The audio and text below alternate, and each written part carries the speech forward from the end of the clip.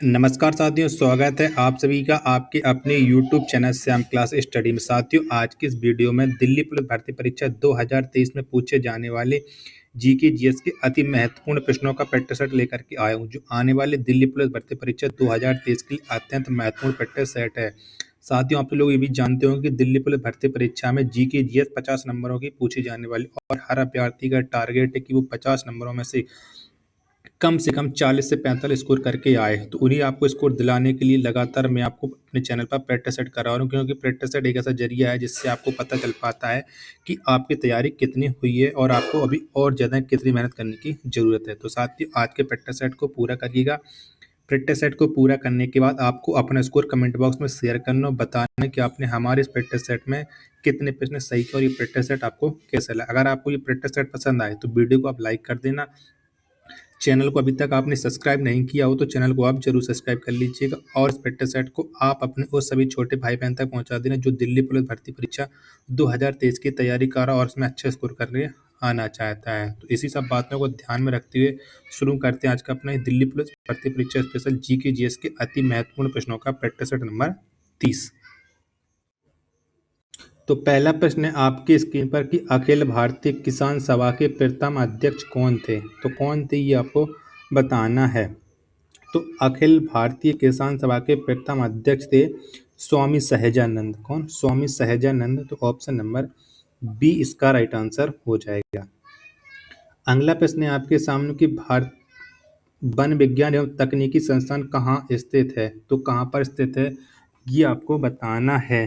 तो वन विज्ञान एवं तकनीकी संस्थान स्थित है बंगलुरु में। कहाँ पर है? बंगलुरु में है। ऑप्शन नंबर डी इसका राइट आंसर हो जाएगा। अगला प्रश्न है आपके सामने कि वेमनाथ झील किस राज्य में है। तो कौन से राज्य में है वेमनाथ झील ये आपको बताना है। तो ये है केरल में। कौन पे? केरल में है। ऑप्शन नंबर ए इसका राइट आंसर हो जाएगा। अगला प्रश्न है आपके सामने चौथा कि झूठा सोना किसे कहा जाता है। तो किसको कहा जाता है झूठा सोना ये आपको बताना है। तो झूठा सोना कहा जाता है आयरन पैराडाइट्स को। किसे? ऑप्शन नंबर सी इसका राइट आंसर हो जाएगा। प्रश्न नंबर 5 है आपके सामने कि प्रथम दशेस खेल किस देश में खेला गया। तो कौन से देश में खेला गया था प्रथम दशेस खेल ये आपको बताना है। तो ये खेला गया था नेपाल में। तो इसका राइट आंसर हो जाएगा ऑप्शन नंबर डी। प्रश्न नंबर 6 आपकी स्क्रीन पर कि आदि शंकराचार्य का जन्म किस राज्य में हुआ था। तो कौन से राज्य में हुआ था आदि शंकराचार्य का जन्म। तो इनका जन्म हुआ था केरल में। कहाँ पर? केरल में हुआ था। ऑप्शन नंबर डी इसका राइट आंसर हो जाएगा। अगला प्रश्न है आपके सामने कि संथाल जनजाति किस राज्य में पाई जाती है। तो कौन से राज्य में पाई जाती है संथाल जनजाति ये आपको बताना है। तो संथाल जनजाति पाई जाती है झारखंड में। ऑप्शन नंबर डी इसका राइट आंसर हो जाएगा। हिंदी दिवस किस तिथि को मनाया जाता है। तो कब मनाया जाता है हिंदी दिवस ये आपको बताना है। तो प्रति वर्ष 14 सितंबर को हिंदी दिवस मनाया जाता है। ऑप्शन नंबर डी इसका राइट आंसर हो जाएगा। अगला प्रश्न है आपके सामने कि धौलीगंगा जल विद्युत परियोजना किस राज्य में स्थित है।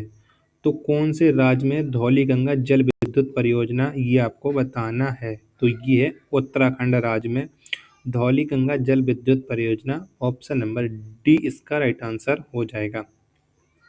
अगला प्रश्न है आपके सामने कि प्रोटीन किस गैस का प्रमुख यौगिक है। तो कौन सी गैस का प्रमुख यौगिक है प्रोटीन ये आपको बताना है। तो ये है नाइट्रोजन। किसका? नाइट्रोजन का है। ऑप्शन नंबर ए इसका राइट आंसर हो जाएगा। अगला प्रश्न है आपके सामने कुतुबुद्दीन ऐबक का मकबरा कहाँ स्थित है। तो कहाँ पर है कुतुबुद्दीन ऐबक का मकबरा ये आपको बताना है। तो इसका मकबरा है लाहौर में। ऑप्शन नंबर सी इसका राइट आंसर हो जाएगा। अगला प्रश्न है आपके सामने कि हिंदुस्तान सोशलिस्ट रिपब्लिकन आर्मी का गठन किसने किया था। तो किसके द्वारा किया गया था ये आपको बताना है। तो हिंदुस्तान सोशलिस्ट रिपब्लिकन आर्मी का गठन किया था चंद्रशेखर आजाद ने। किसने? चंद्रशेखर आजाद ने। ऑप्शन नंबर डी इसका राइट आंसर हो जाएगा। अगला प्रश्न है आपके सामने कि वेदों के पुनरुत्थान का श्रेय किन्हें जाता है। तो किनको जाता है वेदों के पुनरुत्थान का श्रेय ये आपको बताना है। तो ये श्रेय जाता है दयानंद सरस्वती को। किसे? दयानंद सरस्वती को। ऑप्शन नंबर बी इसका राइट आंसर हो जाएगा। अगला प्रश्न है आपके सामने कि हरा सोना किसे कहा जाता है? तो किसको कहा जाता है हरा सोना? तो हरा सोना कहा जाता है चाय को। किसे? चाय को कहा जाता है हरा सोना। ऑप्शन नंबर सी इसका राइट आंसर हो जाएगा। अगला प्रश्न है आपके सामने कि क्रिकेट में भूमि से स्टंप की ऊंचाई कितनी होती है? तो कितनी होती है क्रिकेट में भूमि से स्टंप की ऊंचाई ये आपको बताना है। तो ये होती है 28 इंच। कितनी? 28 इंच होती है। ऑप्शन नंबर डी इसका राइट आंसर हो जाएगा। अगला प्रश्न है आपके सामने कि रग्बी खेल के प्रत्येक पक्ष में कितने खिलाड़ी होते हैं? तो कितने खिलाड़ी होते हैं रग्बी खेल के प्रत्येक पक्ष में? तो इसमें होते हैं टोटल 15 खिलाड़ी एक पक्ष में। ऑप्शन नंबर डी इसका राइट आंसर हो जाएगा। कालिदास सम्मान किस राज्य सरकार द्वारा दिया जाता है? तो कौन राज्य सरकार देता है कालिदास सम्मान? ये आपको बताना है। तो कालिदास सम्मान देता है मध्य प्रदेश सरकार। ऑप्शन नंबर बी इसका राइट आंसर हो जाएगा। अगला प्रश्न है आपके सामने 18 की संगम साहित्य की रचना किस भाषा में की गई? तो कौन सी भाषा में की गई थी संगम साहित्य की रचना? ये आपको बताना है। तो संगम साहित्य की रचना हुई थी तमिल भाषा में। किसमें? तमिल भाषा में हुई थी संगम साहित्य की रचना। ऑप्शन नंबर सी इसका राइट आंसर हो जाएगा। प्रश्न नंबर 19 है आपके सामने कि अयोध्या में स्थित बाबरी मस्जिद का निर्माण अकबर के आदेश पर किसके द्वारा किया गया था? तो किसके द्वारा किया गया था ये आपको बताना है। तो ये किया गया था मीर बकी के आदेश पर। किसके? मीर बकी के आदेश पर अयोध्या में बाबरी मस्जिद का निर्माण। ऑप्शन नंबर ए इसका राइट आंसर हो जाएगा। प्रश्न नंबर 20 है आपके सामने किस मुगल शासक का मकबरा भारत में नहीं है? तो इनमें से कौन सा वो मुगल शासक है जिसका मकबरा भारत में नहीं है? तो ये जहांगीर का। किसका? जहांगीर का मकबरा भारत में नहीं है। ऑप्शन नंबर बी इसका राइट आंसर हो जाएगा। प्रश्न नंबर 21 है आपके सामने कि आयरन शब्द का संबंध किस खेल से है? तो कौन से खेल से है आयरन शब्द का संबंध ये आपको बताना है। तो इसका संबंध है गोल्फ से। किससे? गोल्फ से है आयरन शब्द का संबंध। ऑप्शन नंबर डी इसका राइट आंसर हो जाएगा।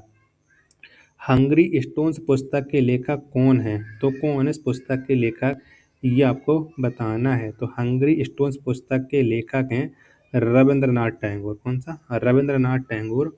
ऑप्शन नंबर ए इसका राइट आंसर हो जाएगा। प्रश्न नंबर 23 है आपके सामने कि सल्तनत काल में सदका किस प्रकार का कर था?